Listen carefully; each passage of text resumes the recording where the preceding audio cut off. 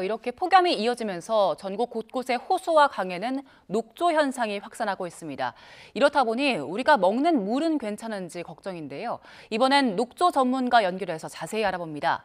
강원대 환경학과 김범철 명예교수 연결돼 있습니다. 교수님 나와 계시죠?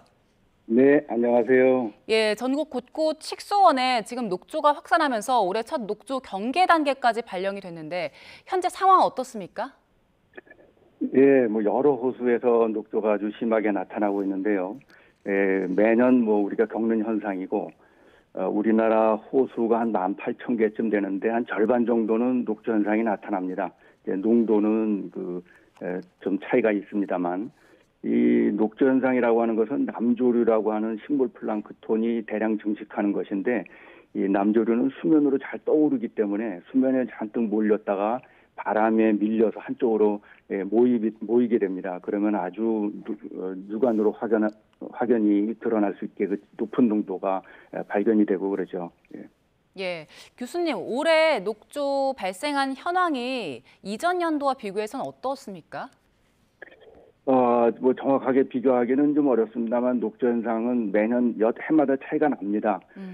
비가 좀 초여름에 비가 많이 내리고 그 다음에 고온이 이어지면은 이제 녹조 현상이 생기기 아주 좋은 조건이 되거든요. 올해 비가 많이 오고 지금 고온이 한 2주일 이후에 잇따랐기 때문에 남조류가 살기 아주 좋은 조건이 됐습니다. 그래서 예년보다는 조금 높은 농도로 발생할 수 있는 조건이라고 볼 수가 있습니다. 네, 호수와 강에 녹조가 생기는 이유 짚어주셨는데 날씨가 더울수록 녹조가 더 심하게 발생합니까?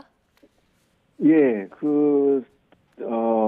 생기는 이유는 이제 정체 수역의 인농도가 높다. 이 두 가지 조건에다가 수온이 높다까지 이제 세 가지, 또 수온하고 햇빛이 같이 늘어나죠. 그래서 이 세 가지 조건이 다 충족이 되면은 생기는 것인데요. 인농도가 일단 높아야만 성장이 됩니다. 그게 굉장히 중요한 조건이죠. 인위적으로 컨트롤할 수 있는 조건이고요.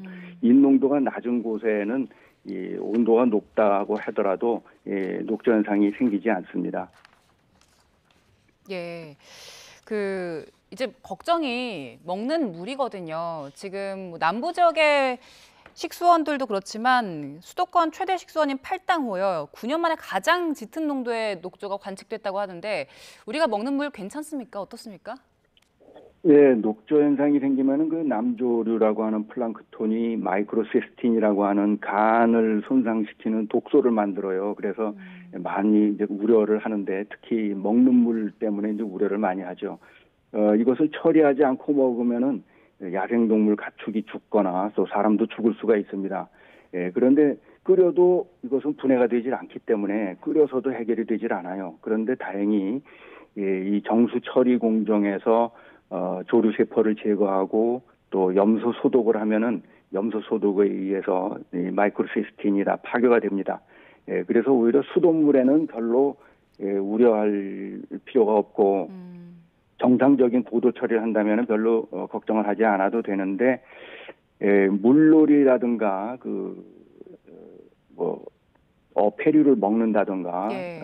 또는 야생동물 이런 데 피해가 많이 있습니다. 일단 우리가 먹는 수돗물 자체는 어느 정도 걸러지기 때문에 문제가 없는데 여기에 물에 들어가거나 이런 것들이 위험한 상황인 거잖아요. 그럼 이번 그렇죠. 부분들에 대해서는 어떤 대책이 있겠습니까? 예, 미국에 가보면요, 녹조 현상이 생기는 호수가 많이 있습니다. 녹조 현상이 생기면은 호숫가에 큰 간판이 붙습니다. 워닝이라고 해서 간판이 붙는데 뭐냐면 독성 조류가 살고 있으니까 이 물을 먹지도 말고 물속에 스키를 타거나 수영을 하거나 이렇게 물과 접촉하지 마라. 또 가축이 들어가서 강아지가 들어가서 수영하다가 죽는 사고도 있거든요. 예. 또 가축이 와서 먹고 죽는 사고도 있고 그래서 접촉하지 않게 경고판을 붙이는데 우리나라에는 아직 없어요. 그래서 저는 우리나라도 이런 경고판을 붙여야 된다고 생각을 합니다. 예. 일단 들어가는 것 자체가 크게 문제가 되기 때문에 이걸 잘 알리는 게 중요해 보이는데 환경단체 주장 보니까요. 녹조물에서 낚시와 물놀이 하는 거 위험하다. 녹조 문제 완화하려면 수문을 개방해야 한다. 이런 주장하고 있던데 어떤 대책 필요하겠습니까? 예, 이 남조류 플랑크톤은 수문을 개방해서 하천이 되면은 없어지고 대신 그 부착조류라고 하는 돌에 붙어 사는 형태가 살게 됩니다. 예, 그런데 만약 우리가 물이 필요하지 않다면은 그 저수지를 철거하거나 수문을 여는 것이 당연하겠죠. 그런데 이제 물이 필요하다면은 어쩔 수 없이 가둬 놓고 그 물을 처리해서 사용하는 것이죠. 물 정수장에서 처리하는 것 외에도 호수 내에서 처리하는 방법도 있습니다. 그 정수장에서 그 응집제라고 하는 그 알루미늄 염을 첨가하면은 부유물질이 빨리 증강합니다. 증강 속도를 빨리 증가시켜서 수돗물을 만들어내는 것이죠. 그 똑같은 과정을 이제 호수 내에서도 하는 거예요. 주로 그 명반이라고 우리가 부르는 또 위장약으로도 쓰는 그런 그 알루미늄 염을 넣는 것인데 호수에서 넣으면은 인을 빠른 속도로 침강시킵니다. 그래서 그 조류가 먹고 사는데 필요한 비료 성분인 먹이인 인을 없애가지고 성장을 아예 원천적으로 막는 그런 방법이죠. 미국에서 많이 쓰고 있고요. 우리나라도 농업용 저수지에서 녹조 현상이 생기면은 거기다가 뿌려서 예방하는 방법으로 많이 쓰고 있습니다. 예. 이제는 좀 더위가 꺾일 법도 한데 9월 초 정도까지는 폭염이 이어진다고 해서 걱정인데요. 이 날씨 더우면 녹조 계속 심해지잖아요. 앞으로 남은 더위 동안은 녹조 관리 어떻게 하는 게 좋겠습니까? 예, 그 많은 분들이 이제 더워지면은 녹조 현상이 계속 늘어날 것이 아닌가 우려를 하고 그러는데 예. 이 조류 세포는 먹이인 인의 농도에 비례해서 성장합니다. 예, 그러니까 덥다고 해서 많이 계속 끝없이 성장하는 게 아니고 물 속에 있는 먹이인 인 성분이 다 고갈되면 더 이상 성장을 안 하고 이제 정체되는 거죠. 예, 지금은 이제 거의 지난번에 비가 많이 왔을 때 농경지에서 많은 양의 인이 유입이 됐어요. 그래서 큰 비가 오고 나면은 한 2주 동안 햇빛이 쬐면은 이제 피크에 도달하거든요. 한 2, 3주에.